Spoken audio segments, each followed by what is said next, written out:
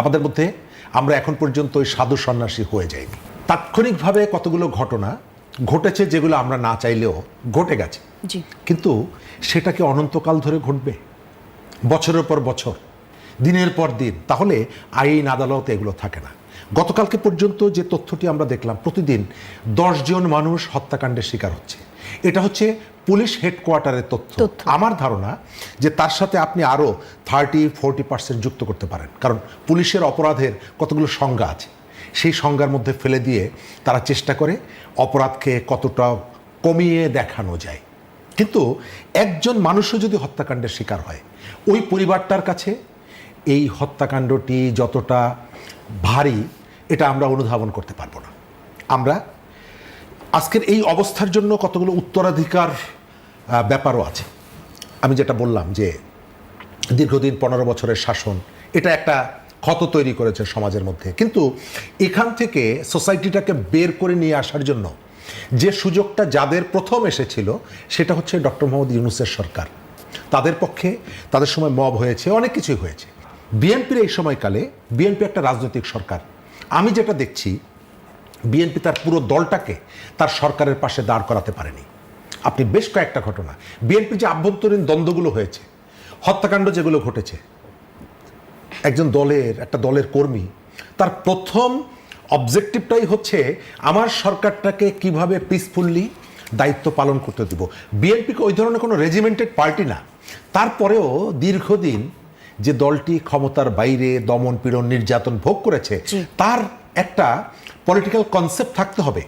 আমরা দেখলাম সবুজবাগে অমুক জায়গায় তমুক জায়গায় গুন্ডা ভাড়া করে নিয়ে এসে মেরে ফেলছে নেতাকে। কিশোরগঞ্জে এক উপজেলার সভাপতিকে, বিএনপির সভাপতি, একটা উপজেলার মূল রাজনৈতিক দলের সভাপতি মানে হচ্ছে ওই উপজেলার তিনি প্রধানমন্ত্রী।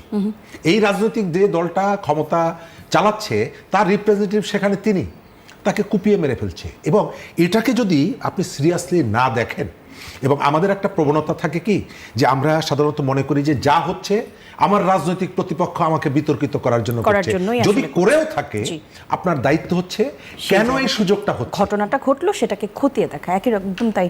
সৈয়দ আশরাফ আশরাফি পাপিয়া, আপনার কাছেও একই প্রশ্ন জানতে চাইব, দেশের বর্তমান আইন শৃঙ্খলা পরিস্থিতি কি, আমরা কোন জায়গায় আছি? এখানে ব্যাপার হচ্ছে কি,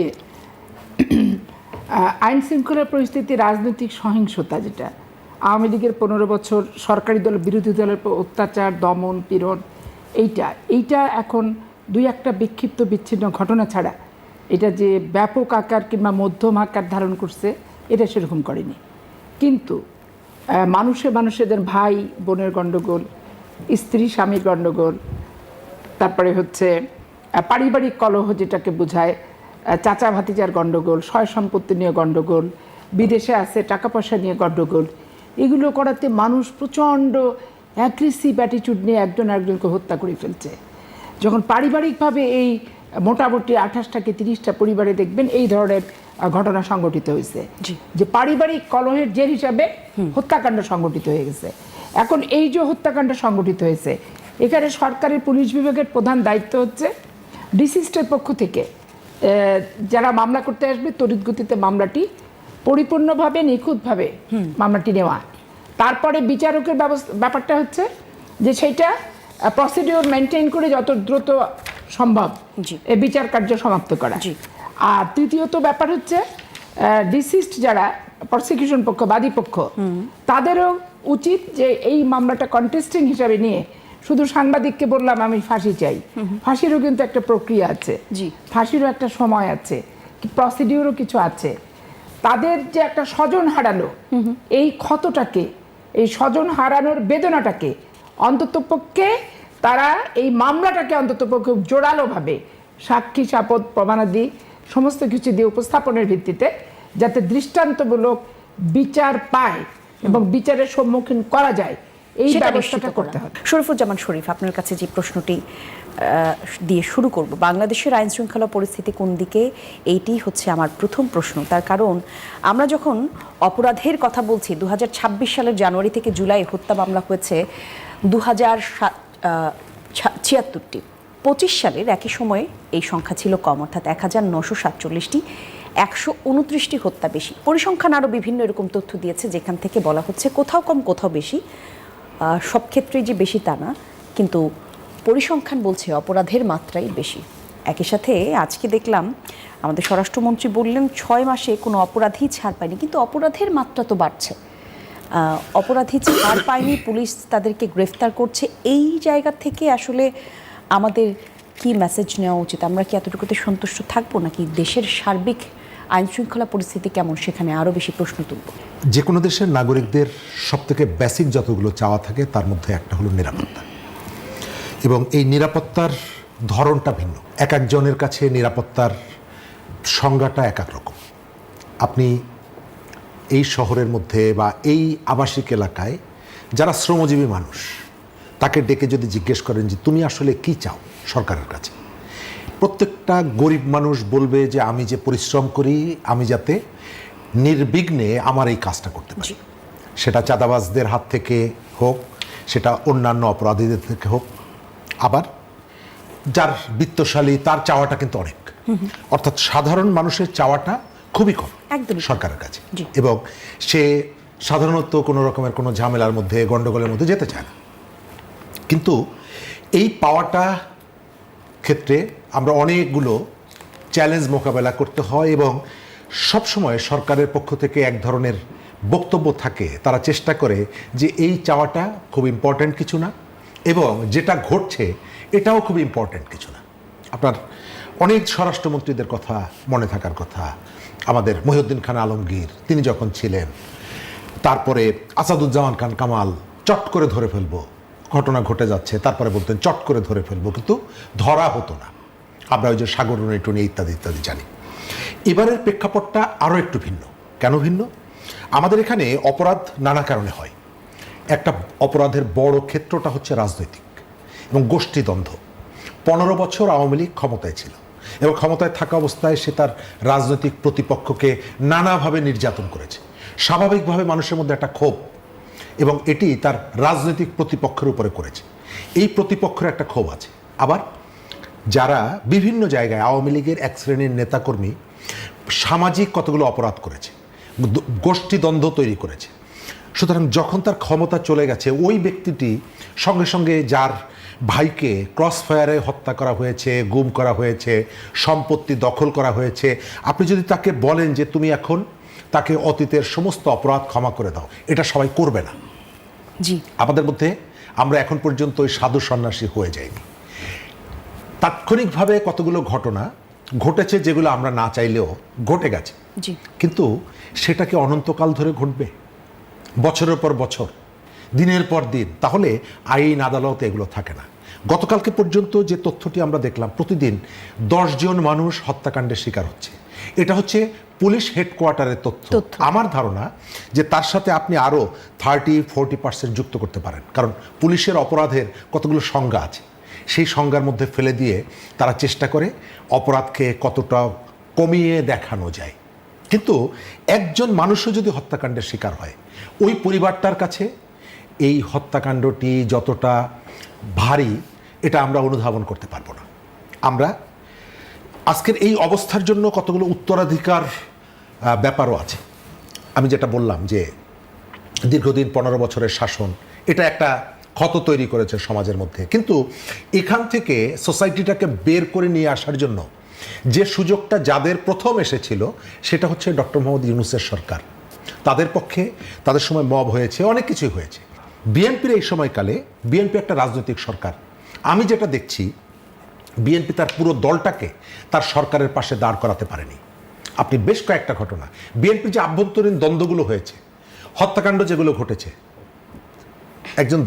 একটা দলের কর্মী তার প্রথম অবজেক্টিভটাই হচ্ছে আমার সরকারটাকে কিভাবে পিসফুলি দায়িত্ব পালন করতে দিব।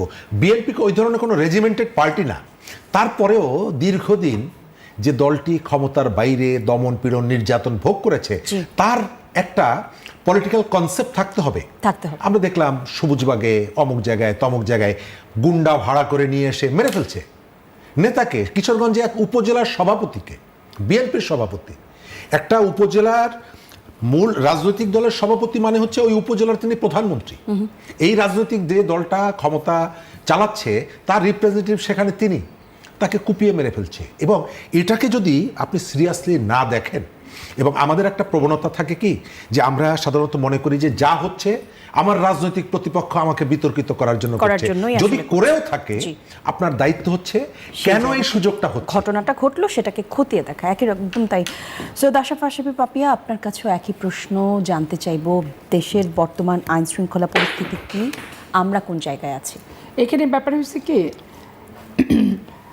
আইন শৃঙ্খলা পরিস্থিতি, রাজনৈতিক সহিংসতা, যেটা আওয়ামী লীগের 15 বছর সরকারি দল বিরোধী দলের অত্যাচার, দমন, পীড়ন, এইটা এখন দুই একটা বিক্ষিপ্ত বিচ্ছিন্ন ঘটনা ছাড়া এটা যে ব্যাপক আকার কিংবা মধ্যম আকার ধারণ করছে এটা সেরকম করেনি। কিন্তু মানুষের ভাই বোনের গণ্ডগোল, স্ত্রী স্বামীর গণ্ডগোল, তারপরে হচ্ছে পারিবারিক কলহ যেটাকে বোঝায়, চাচা ভাতিজার গণ্ডগোল, সয় সম্পত্তি নিয়ে গণ্ডগোল, বিদেশে আছে টাকা পয়সা নিয়ে গণ্ডগোল, এগুলো করাতে মানুষ প্রচণ্ড অ্যাগ্রেসিভ অ্যাটিটিউড নিয়ে একজন একজনকে হত্যা করে ফেলছে। যখন পারিবারিকভাবে এই মোটামুটি 28টা কি 30টা পরিবারে দেখবেন এই ধরনের ঘটনা সংঘটিত হয়েছে, যে পারিবারিক কলহের জের হিসাবে হত্যাকাণ্ড সংঘটিত হয়ে গেছে।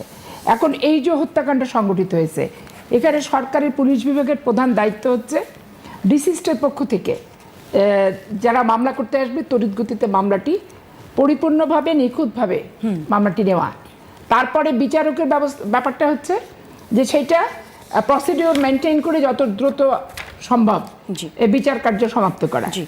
আর তৃতীয়ত ব্যাপার হচ্ছে ডিসিস্ট যারা প্রসিকিউশন পক্ষ, বাদী পক্ষ, তাদেরও উচিত যে এই মামলাটা কন্টেস্টিং হিসাবে নিয়ে শুধু সাংবাদিককে বললাম আমি ফাঁসি চাই, ফাঁসিরও কিন্তু একটা প্রক্রিয়া আছে, ফাঁসিরও একটা সময় আছে, প্রসিডিওরও কিছু আছে। তাদের যে একটা স্বজন হারালো, এই ক্ষতটাকে, এই স্বজন হারানোর বেদনাটাকে অন্ততপক্ষে তারা এই মামলাটাকে অন্ততপক্ষে জোরালোভাবে সাক্ষী সাপদ প্রমাণাদি সমস্ত কিছু দিয়ে উপস্থাপনের ভিত্তিতে যাতে দৃষ্টান্তমূলক বিচার পায় এবং বিচারের সম্মুখীন করা যায়, এই ব্যবস্থাটা করতে হবে। জি, একই সাথে আসলে মানে একটু একটা জায়গায় আসলে প্রশ্ন যেটা আসে যে সরকার আসলে এখন যেই জায়গাতে আছে, আইন শৃঙ্খলা পরিস্থিতির উন্নতির দায়ভার স্বাভাবিকভাবেই সরকারের। আমরা দেখলাম যে একই রকম, অর্থাৎ যদি আমি আপনাকে একটা উদাহরণ দিই, ধরেন গ্রেপ্তার এবং ছিনতাই, একটি জায়গার কথা যদি বলি, যাত্রাবাড়িতে এই একটি জায়গাতেই 1151 জনকে গ্রেফতার করা হয়েছে, এটা একটা বড় সংখ্যা। কিন্তু বলা হচ্ছে এই একই এলাকায় মানুষ বলছে যে ছিনতাইকারীরা ঘুরে ফিরে এই একই জায়গায় আসে, পুলিশ বলছে একই অপরাধীকে তারা বারবার ধরে, বারবার তারা ছাড়া পায় এবং পরে তারা একই রকম কাজে আবার ফেরত যায়। এটা তো আসলে একটা বড় লুপ। এই লুপ থেকে সমাজ কি করে বের হবে? আচ্ছা, এইখানে জান্নাতুল কলি, আমি নিজেই যেমন মডার্ন হাসপাতাল থেকে রাপা প্লাজা পর্যন্ত আসার সময় আমি নিজেই ছিনতাইকারীর কবলে পড়ে পরের দিন আমার অপারেশন, ডাক্তারের চেক আপে গেছি, আমার মোবাইল ছিনতাই করে নিয়ে চলে গেছে। এখন তারপরে আমি কতগুলো সিএনজিতে উঠছি, উঠে আমি জিজ্ঞেস করছি, তখন বলে যে রাত্রেবেলা সিএনজি চালালে উপর থেকে যতই আমরা গেট থাক উপর দিকটা কেটে তখন হাত দিয়ে এভাবে নিয়ে যায়। এখন এই ছিনতাইয়ের ব্যাপারটা মামলা করার ত্রুটি থাকে, স্পেসিফিক এলিগেশন দিয়ে ছিনতাইকারী, ডাকাতি, এদেরকে টিআই প্যারেটে শনাক্ত করে যে হচ্ছে এরা আমার ছিনতাই করছে। এই শনাক্তকারী যখন হয়ে যাবে ওর জিন্দগিতে জামিন হবে না, জেল হয়ে যাবে।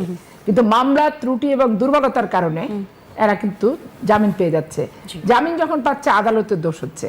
কিন্তু আদালত যদি সেরকম পাকাপুক্ত মামলার যদি রেডি যেটা সৌন্দর্য এবং ধারামাফিক যদি স্পেসিফিক এলিগেশন সেটা না থাকে এবং অভিযোগ পত্রটা যদি তাড়াতাড়ি না দেয়। এডুকেশন আমাদের সমাজে তো আসলে সব শ্রেণীর মানুষের যারা পথে প্রান্তরে চলে, যারা ছিনতাইয়ের শিকার হন, সকলের তো আসলে এই আইন সম্পর্কিত পড়াশোনাটা নেই, তারা জানে না।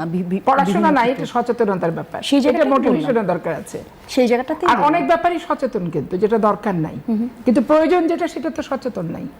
আপনি সামাজিক যোগাযোগ মাধ্যম দেখেন, বাপ মা 14 গোষ্ঠী, মান সম্মান ইজ্জত, মানে আজকাল রাজনীতিও করা যাবে না, সামাজিক জীবও হওয়া যাবে না, এমন ইজ্জতহানির ঘটনা, এত স্বাধীনতা।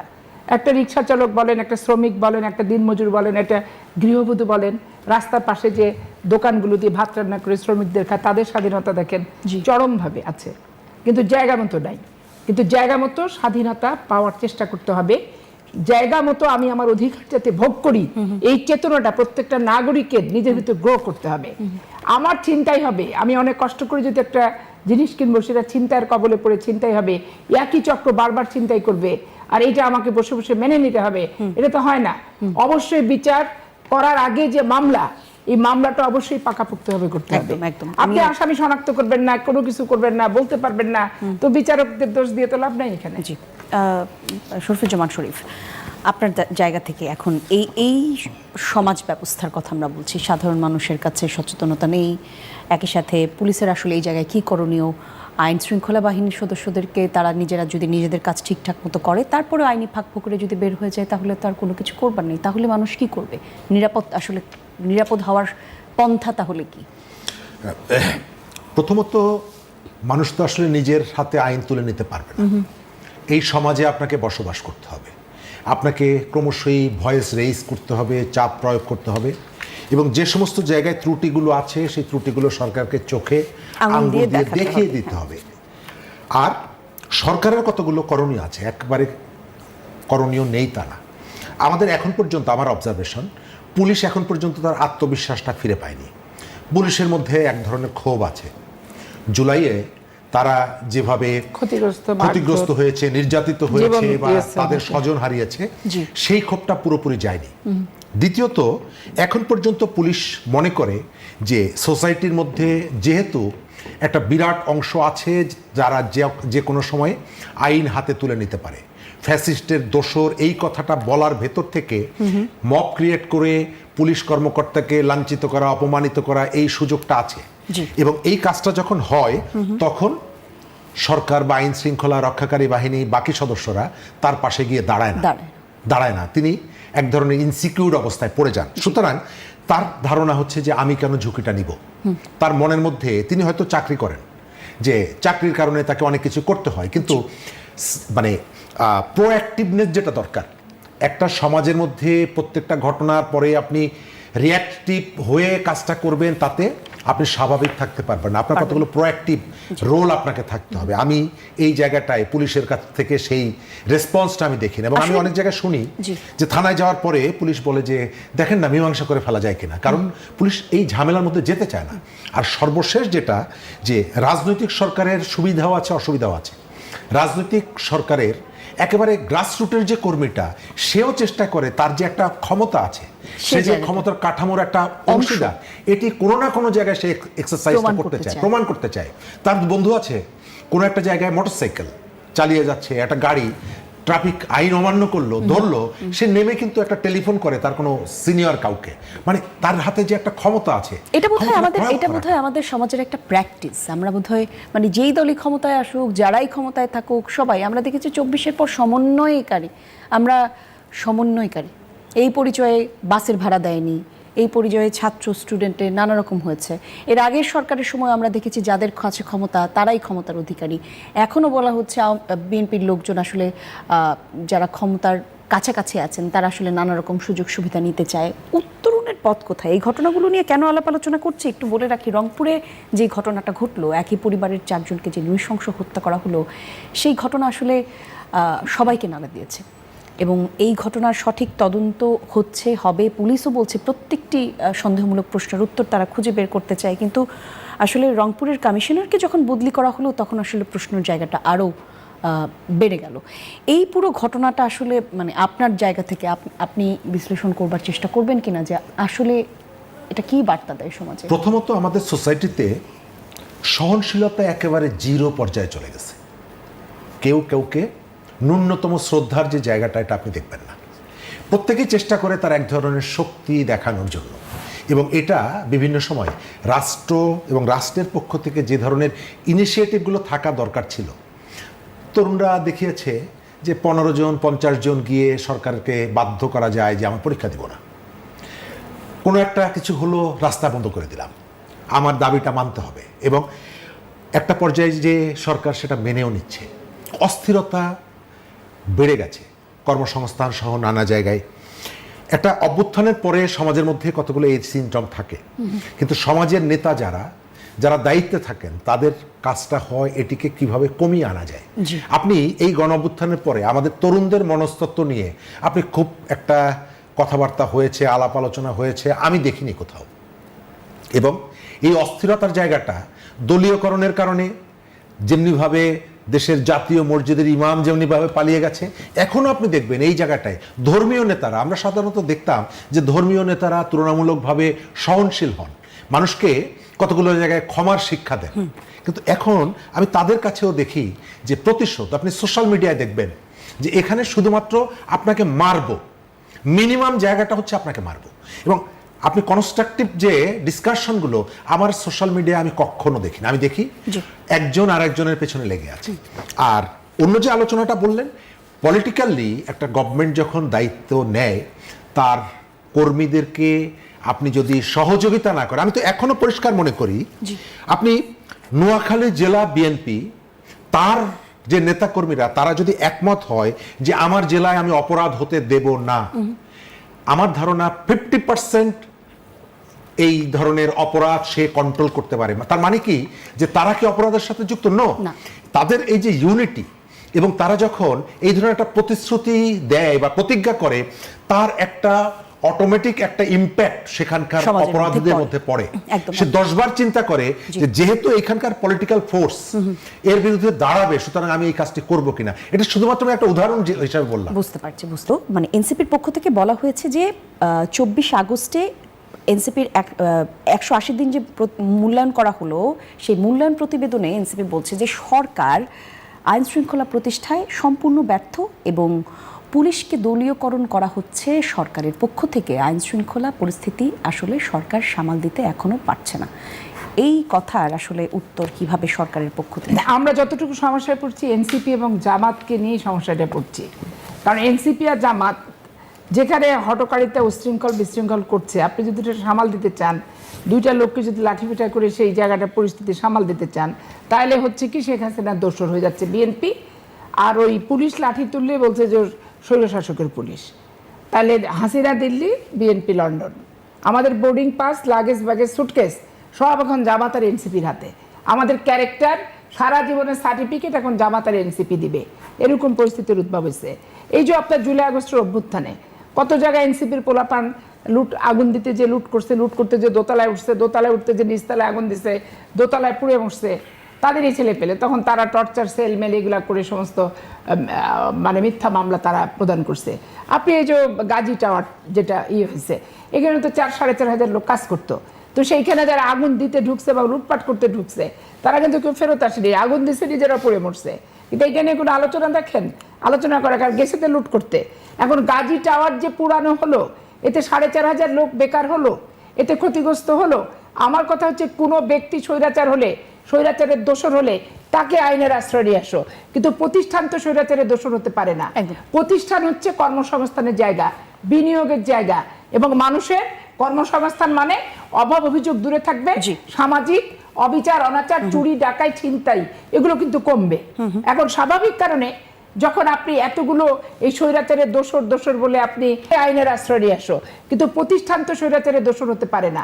প্রতিষ্ঠান হচ্ছে কর্মসংস্থানের জায়গা, বিনিয়োগের জায়গা, এবং মানুষের কর্মসংস্থান মানে অভাব অভিযোগ দূরে থাকবে, সামাজিক অবিচার অনাচার, চুরি ডাকাই ছিনতাই এগুলো কিন্তু কমবে। এই জায়গা থেকে আসলে আমি বলবার চেষ্টা করছি যে ধরেন যে এনসিপি যখন আসলে সরকারকে এই জায়গাগুলো নিয়ে কথা বলে, তারা সমাধানও দিতে চায়। তারা বলছে তারা ছায়া সংসদ করবে, তারা বিভিন্ন জায়গায় সরকারকে কিভাবে কি করলে তারা এমনই ছায়া সংসদ করেছে এবং এমনই পরামর্শ দিয়েছে। আপনি আজাদ সাহেবের বক্তৃতা শুনছেন না? অপহরণ হয়েছে 585 না 80 জন, গুম হয়েছে বলে দিছে, কিন্তু পরের দিন আবার ওনাকে ক্ষমা চাওয়া লাগছে। কিন্তু এই তো হচ্ছে তাদের হচ্ছে ছায়া সরকারের ইয়ে। এখন ছায়া সরকার মানেটা কি? ছায়া সরকার মানে হচ্ছে আমার ত্রুটিগুলোর গঠনমূলকভাবে আলোচনা করে আমাকে পথ দেখানো, সমাধানের পথ দেখানো। সমাধানের পথ যদি যথার্থ মনে করে সরকার, সেখান থেকে অবশ্যই সামনে যুগপৎ আন্দোলন সবকিছু মিলে সরকারের অবস্থা তাহলে কেমন হবে? আপনি 1 মিনিট আমাকে মাটি থেকে তুলে দেবেন, তো ভোট তো 5 বছরের জন্য জনগণ আমাকে ভোটের মাধ্যমে নির্বাচিত করে ম্যান্ডেট দিচ্ছে। এনসিপি আর জামাত ইসলামের সন্তুষ্টি, আত্মতুষ্টি, আর ওদের সব চাহিদা, আর ওদের সমস্ত বিলাসবহুল জীবনের সব অভাব অভিযোগ মিটানোর দায়িত্বের কারণে তো জনগণ বিএনপিকে ক্ষমতায় বসায়নি। জনগণের নিত্য প্রয়োজনীয় দ্রব্যাদি যাতে তাদের আয় ব্যয়ের ভিতরে থাকে, সামাজিক নিরাপত্তা এবং তাদের গ্যাস, পানি, বিদ্যুৎ এইটুক যাতে তারা পায়, এইটুকের জন্য তারা ইয়ে করে। এখন আপনি আরেকটা কথা আমি বলি, আইন শৃঙ্খলা নিয়ে আপনি যেটা বললেন, দেখেন অ্যাডভোকেট নুরুল ইসলামকে 5টা টুকরা করছিল, করে হচ্ছে তাকে নদীতে ভাসায় দিছিল বস্তাবন্দি লাশ, সেইটাকে ফাঁসি দিছিল। সেই ফাঁসি মওকুফ করছে আওয়ামী লীগের রাষ্ট্রপতি আব্দুল হামিদ সাহেব। আপনি এইটুকু নিশ্চিন্তে থাকতে পারেন যে অ্যাডভোকেট নুরুল ইসলামের হত্যাকারীদের যেভাবে সাধারণ ক্ষমায় রাষ্ট্রপতি আব্দুল হামিদ সাহেব করছেন, বিএনপির আমলে তনি হত্যায় বলেন, আর হচ্ছে সাগররুনি হত্যায় বলেন, আর এই যে 18টা পরিবারের সদস্যরা নির্মম নিষ্ঠুর লোমহর্ষকভাবে হত্যা করে একটা নগ্ন ইতিহাস তৈরি করলো, এই বিচার কখনোই সরকার কোনো পক্ষপাতিত্বের ভিতরে যাবে না এবং এইভাবে সাধারণ ক্ষমার ভিতরে ফেলবে না। আমরাও সেটাই আইন বিচার ফরিয়াদির কাছে পৌঁছানো একদম সর্বাত্মক চেষ্টাই সরকার করবে। আমরাও সেটাই বিশ্বাস করি। শরীফুজ্জামান শরীফ, এই জায়গা থেকে আসলে বর্তমানে সরকার যে অবস্থায় আছে, আমরা যদি বলি বিরোধী দল বা দেশের সাধারণ মানুষ সবাই আসলে সরকারের কাছ থেকে প্রত্যাশা অনেক বেশি করে। বিরোধী দলের জায়গাটা একটু আমাদের বিশ্লেষণ করবে। সামনে তারা যুগপৎ আন্দোলন করতে যাচ্ছে, এই অবস্থায় এই আন্দোলন বহির্বিশ্বে কি বার্তা দিবে? ধন্যবাদ। প্রথমত বলি, আপনি এনসিপির যে প্রসঙ্গটি এনেছেন, জি। এনসিপি একটা পলিটিক্যাল পার্টি, বিরোধী দলে আছে, সুতরাং সে সরকারের সমালোচনা করবে, স্বাভাবিক। হ্যাঁ। সেকেন্ড হচ্ছে, সরকারের সমালোচনা করার মতো অনেক গ্রাউন্ড আছে, সমালোচনা করার অধিকারও আছে। শেষ জায়গাটা বলি যে আজকের যে পরিস্থিতি, এই পরিস্থিতিতে দেশটাকে নিয়ে আসার জন্য এনসিপির একটা ভূমিকা আছে, এনসিপির নেতাদের একটা ভূমিকা আছে। তাদের যেমনিভাবে জুলাইকে সফল করার যে বীরত্বপূর্ণ অবদান আছে, আবার জুলাইকে বিতর্কিত করার ক্ষেত্রে তাদের রোল সব থেকে বেশি।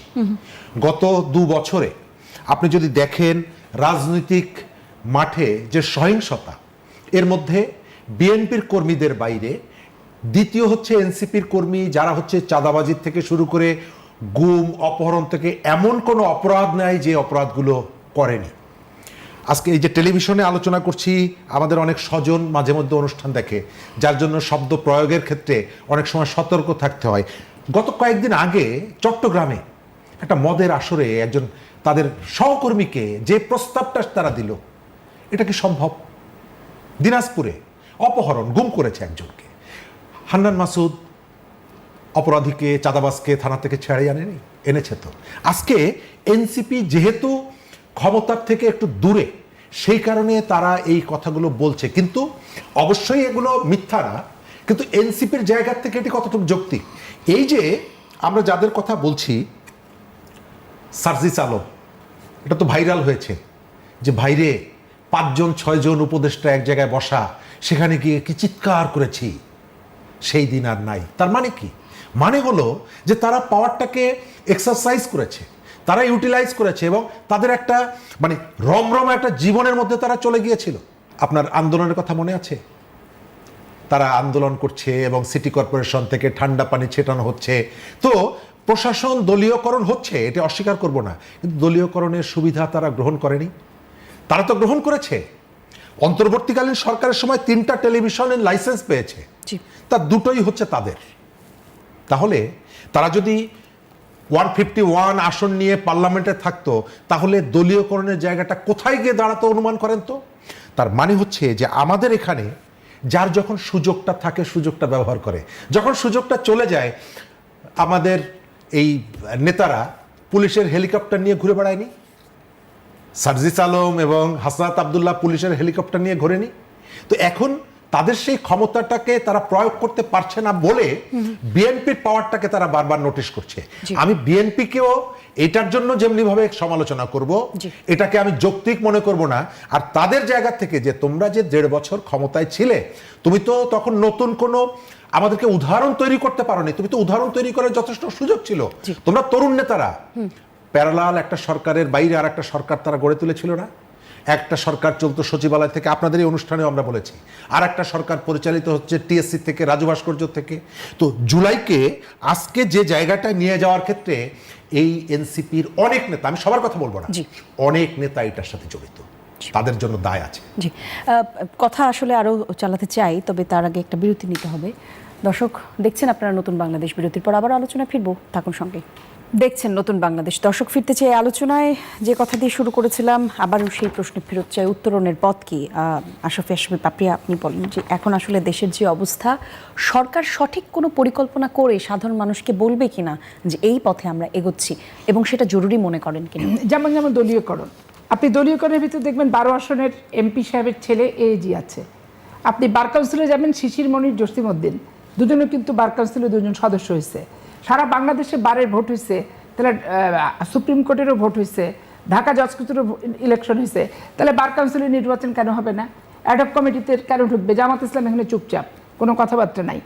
আর সুপ্রিম কোর্টের বারান্দায় যারা 15 বছর ব্যানার নিয়ে মিছিল করছে গণতন্ত্র পুনরুদ্ধারের জন্য, অবৈধ নির্বাচন বাতিলের জন্য, বন্ধের জন্য, তারা আজকে কেউ কিছু হয় নাই।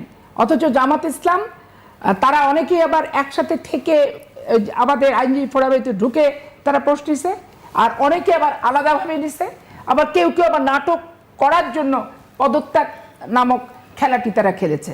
তারপরে আপনি এই যে আপনার এনসিপির এক নেত্রী, তার কথাবার্তা আমি ফেসবুকে কিছু পড়তে আমি তাজ্জব হয়ে গেলাম যে আজকে এই যে পার্থকে নিয়ে কত কথা বলে, অথচ সেই খেলালে ছিল তন্ময়ের সাথে তার গভীর সম্পর্ক, এবং সে বিএনপির ঘরানার আর আমাদের এক আইনজীবীর ছেলেকে বিয়ে করেছে। কার কথা বলছেন? তার স্বামী হচ্ছে ডিএজি, তার স্বামী ডিএজি, আর সে এসে বিএনপির দলীয়করণের কথা বাংলাদেশে প্রত্যেকটা টেলিভিশনে ঢুকে ঢুকে টক শোয়ে বিশাল ভাষায় লেকচার দিয়ে বেড়াচ্ছে। এখন এনসিপি দুটো মেয়ে টকশো করে, দুটোর ভিতরে আপনাকে এক ধরে নিতে হবে উকিল কোনটা, নাম বলাটা ঠিক না। যাই হোক, তো এখন নিজের স্বামী ডিএজি, সরকারের ভাতা খাচ্ছ আর এসে দলীয়করণের কথা বলছো, তো স্বামীটাকে আগে পদত্যাগ করাতে হবে, কড়াই টড়াই নিয়ে হচ্ছে তারপরে করতে হবে। আর তার স্বামী যে বিশাল রাজনৈতিক ব্যক্তিত্ব বিএনপির, সেরকমও কোনো কিছু না, এবং কোনো কিছুর ভিতর তাকে সেভাবে মানে অ্যাক্টিভলি দেখা যায় না। তার শ্বশুর বিএনপি করতো, সেটা ঠিক আছে। এখন হয় কি, নিজে না পেলেই হচ্ছে আঙ্গুর ফল টক, এরকম একটা ব্যাপার। আর আপনি বদলি নিয়ে যেটা বললেন, সব সময় সব বদলি অপরিহার্য হয় না। যেমন সিলেটের মাজারের টাকা গন্তি নিয়ে যে ডিসি সাহেবকে বদলি করছে, এটাতে সিলেটবাসীর অনেকে আহত হয়েছে। আবার রংপুরের যে ঘটনা ঘটছে, যখন প্রেস কনফারেন্স করতে যে সেই পুলিশ ব্যক্তির চোখ দিয়ে পানি বের হয়ে গেছে, কান্না করছে। এখন সেরকম কোনো ব্যক্তিকে যদি বদলি করে, তাহলে দেখা যাবে এটা মানুষের মানে প্রত্যাশার বহির্ভূত। কিন্তু এখন আপনাকে দেখতে হবে গ্রেটার রংপুরের ভিতরে সিট কার বেশি, তো সিট তো এখানে সব জামাতেরই বেশি। আর জামাতিরা এত প্রতিহিংসা পরায়ণ হয়ে গেছে যে এই যে রেপ, আপনি অধিকাংশ মহিলা মাদ্রাসা এবং ছেলেদের মাদ্রাসায় বলৎকার এবং ধর্ষণ ব্যাপক আকার ধারণ করছে। এবং এই যে ওয়াজ মাহফিলের নামে মেয়েদেরকে যে অশালীন ভাষায় কথাবার্তা বলে, একটা স্কুলে পড়া মেয়ে প্রতিদিন যেভাবে 50টা ছেলে দ্বারা উত্তক্ত হয়, এবং একটা রিক্সাওয়ালা পর্যন্ত একটা মেয়েকে উত্তক্ত করে, এগুলো এই ওয়াজ মাহফিলে মেয়েদেরকে খুব নিম্ন মানের এবং সম্মানের জায়গা থেকে এত নিচেভাবে বর্ণনা করে যে সমাজের তখন প্রত্যেকটি শ্রেণীর যাদের ভিতর কুমনোবৃত্তি আছে, তারা তখন আশকারা পেয়ে যাচ্ছে। কিন্তু সেই আশকারার বহিঃপ্রকাশটা কিন্তু সমাজে তখন ঘটায় ফেলতেছে। তারা ঘটায় ফেলার কারণে দেখবেন যে সামাজিক ভারসাম্যহীনতা দেখা যাচ্ছে। এখন ওয়াজ মাহফিল মানে মানুষকে পাপ পুণ্য ভালো মন্দের কাছ থেকে বিরত বোঝানো, সেটা এবং খারাপ কাছ থেকে বিরত রাখা, এইটা বাদ দিয়ে রাজনৈতিক ওয়াজ করতেছে। এই জন্য সরকারেরও এইখানে একটা ঐক্যমতে পৌঁছানো দরকার যে এই মেয়েদের বিরুদ্ধে কথা বলার জন্য শুধু যদি ওয়াজ হয়, তাহলে এই ওয়াজ তো বাংলাদেশের মুসলমানদের কোনো কাজে লাগবে না, কোনো প্রয়োজনও নাই। কিন্তু ধন্যবাদ। শরীফুজ্জামান শরীফ, প্রশ্ন একই, উত্তরণের পথ তাহলে কোথায়? উত্তরণের পথ প্রথমত সরকারের রেসপন্সিবিলিটিটা বেশি, তাকে স্বীকার করে নিতে হবে যে এই প্রবলেমগুলো আছে। সেকেন্ড হচ্ছে, যেহেতু একটা পলিটিক্যাল গভর্নমেন্ট, সরকারের পলিটিক্যাল অ্যাক্টিভিটিগুলো বাড়াতে হবে। আমি যেটা উদাহরণ হিসাবে লক্ষ্মীপুরের একটা বলেছিলাম, কিন্তু আমার অবজারভেশন হলো পলিটিক্যাল গভর্নমেন্ট হওয়ার পরেও আমি বিএনপি বলতে যে পলিটিক্যাল যে অংশটা দেখতাম 15 বছর লড়াই সংগ্রামে, তাদের অনুপস্থিতি দেখি, তাদের অংশগ্রহণটা দেখি না। এবং সেই জায়গায় নতুন এমন কতগুলো মানুষকে দেখি যাদের সম্পর্কে আমার পূর্ব থেকে কোনো ধারণা নেই। সরকার প্রথমত তার যে টিমওয়ার্ক, এই টিমওয়ার্কটাকে আরও একটু কনসলিডেট করতে হবে।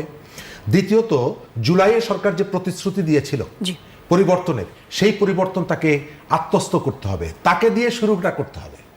পরিবর্তনের যে বার্তাটা, অন্যকে দরকার নেই, জামাত পরিবর্তিত হোক, এনসিপি পরিবর্তিত হোক, সেটা আমরা পরে চাইবো, সেকেন্ড স্টেজে চাইবো। প্রথম স্টেজে চাইবো সরকার যেন পরিবর্তন হয়, সরকারের যে প্রতিশ্রুতি ছিল সেগুলো যেন সে পালন করে, এবং এটি পালন করতে গিয়ে কোথাও যদি সে চ্যালেঞ্জের মুখোমুখি হয়, তাকে দৃঢ় হতে হবে, শক্ত হতে হবে। বিএনপি গত 1.5 বছরে প্রায় 10,000 মানুষকে বহিষ্কার করেছে তার দল থেকে বিভিন্ন অপরাধে, কিন্তু এখন কিন্তু সেই বিএনপি ক্ষমতায়। সুতরাং কেবল বহিষ্কার না, তাকে আইনের মুখোমুখি দাঁড় করতে হবে। গত পরশুদিন যে যুবদল নেতা বললো যে আমি শুধু পিটাবো আর তোমরা দেখবা সাংবাদিকদেরকে, তো তাকে তাৎক্ষণিকভাবে এই জায়গাগুলোকে গ্রেপ্তার করা, অপরাধ করলে তাকে বহিষ্কার করা, এবং আমরা দেখতে পাচ্ছি যে 2 দিন পরে আবার তাকে ফেরত নিয়ে আসা হয়, এবং এর ভেতর থেকে মানুষের মধ্যে একটা ধারণাও তৈরি হয় যে বহিষ্কার করেছে, কি করেছে, আমারকে তো 15 দিন পরে ফেরত নেবে।